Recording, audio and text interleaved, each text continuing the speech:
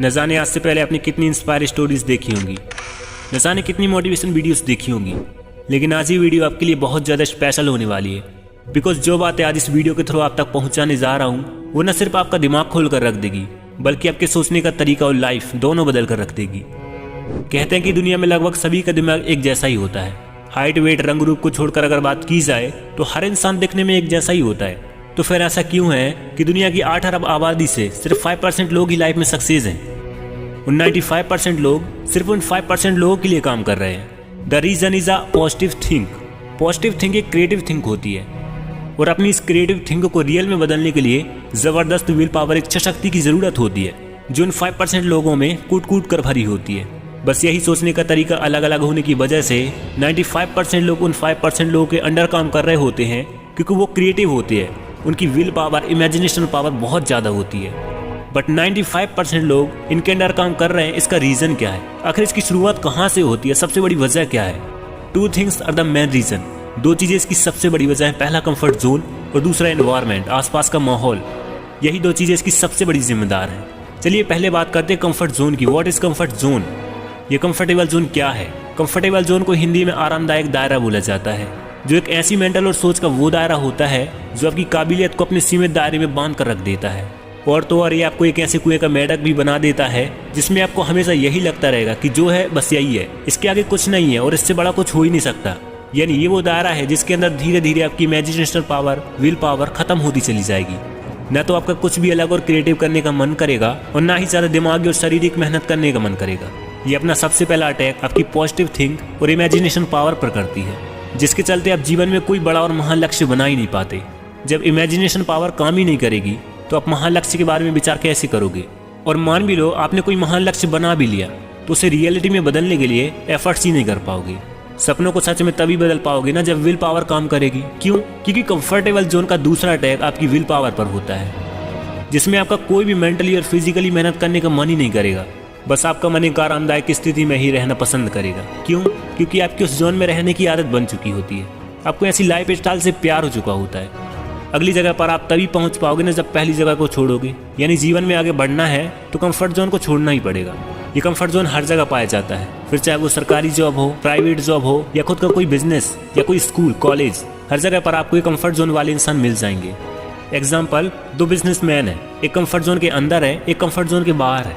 जो comfort zone के बाहर है वो सिर्फ 6 घंटे की नींद लेता है और अपना काम एक शेड्यूल के हिसाब से करता है, हर काम टाइम पर करता है और मंथ में 20 से ज़्यादा बिजनेस मीटिंग्स करता है।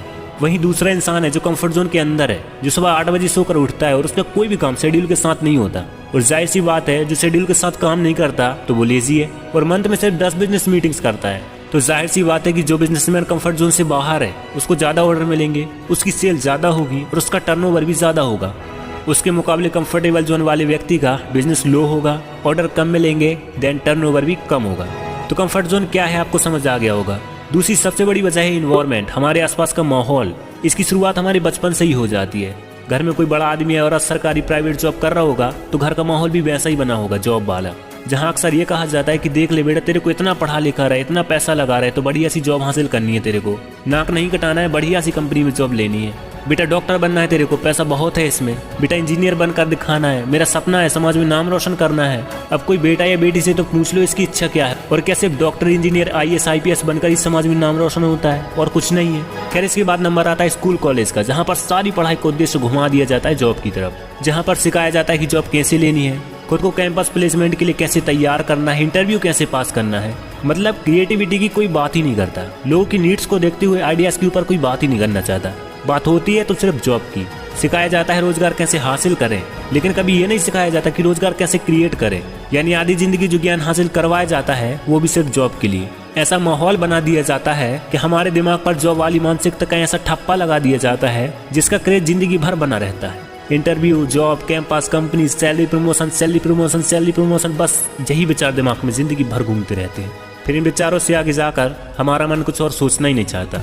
अब आप खुद सोचो, ऐसे में किसका मन करेगा कुछ नया करने का, कुछ क्रिएटिव करने का, महान लक्ष्य क्रिएट करने का, सफलता के नए मुकाम को छूने का, नया इतिहास बनाने का? क्यों? क्योंकि माहौल ही ऐसा बन जाता है।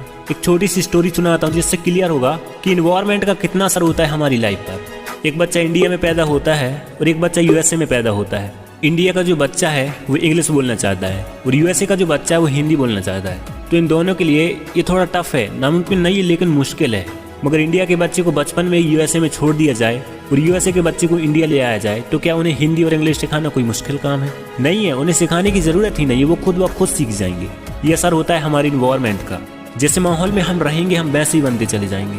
अब आप समझ गए होंगे कि करोड़ों लोग किस मानसिकता का शिकार बने हुए हैं। 95 और 5% का ये आंकड़ा आने वाली पीढ़ियों के लिए एक चैलेंज बन चुका है और ये आंकड़ा तब तक बरकरार रहेगा जब तक आप उन 95% लोगों की तरह सोचते रहोगे।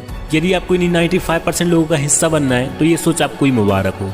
पर दुनिया में कुछ ऐसे सन की लोग भी होते हैं जिनको वो करना होता है जिसे करने की हर किसी की औकात नहीं होती। और ये कोई आसमान से टपके एलियंस नहीं होते बल्कि हमारी आपकी तरह इंसान ही होते हैं जो वो कर जाते हैं जो आप और हम सोच भी नहीं पाते। किसको पता था पोलियो की शिकार विल्मा रुडोल्फ वैसाखी लेकर चलने वाली लड़की ओलंपिक्स में 1 नहीं 2 नहीं बल्कि 3 गोल्ड मेडल जीत कर लाएगी। क्या कभी किसी ने सोचा होगा कि नॉर्मल इंसान जो नहीं कर सकता वो एक अपाहिज लड़की करेगी? मगर कर दिखाया ना। यही कहलाता है पागलपन, यही कहलाते हैं सन की लोग जिन्हें जो चाहिए तो चाहिए, भले ही उसके लिए कुछ भी कर गुजरना पड़े। ये वही लोग होते हैं जो आप में से ही निकल कर आगे बढ़ जाते हैं। और यदि आप भी इन्हीं सन की में से एक है तो 95% लोगों वाली सोच को अपने आसपास भटकने भी मत देना। यही वो सोच है जो आपको कुछ बड़ा नहीं सोचने देती। यही वो सोच है जो आपके पंख काटती है। यही वो सोच है जो आपको आसमान की तरफ देखने भी नहीं देती और जमीन पर रहने के लिए मजबूर कर देती है। यही वो सोच है जो आपकी काबिलियत को एक सीमाओं में बांध कर रख देती है, आपके हुनर का गला दबा देती है। मत भूलो कि आप उड़ने के लिए बने हो। Apple, Google, Flipkart, Facebook, Tata, TCS, Reliance, Uber, Ola, Instagram, YouTube जैसी दिग्गज कंपनीज जिनकी ब्रांचेस पूरी दुनिया में सफलता के झंडे गाड़ रही है, ये सब भी किसी न किसी इंसान की सोच का नतीजा है। आप भी कर सकते हो, हर इंसान कर सकता है, लेकिन उसके लिए सबसे पहले चेंज योर थिंक। आपको अपनी सोच बदलनी होगी।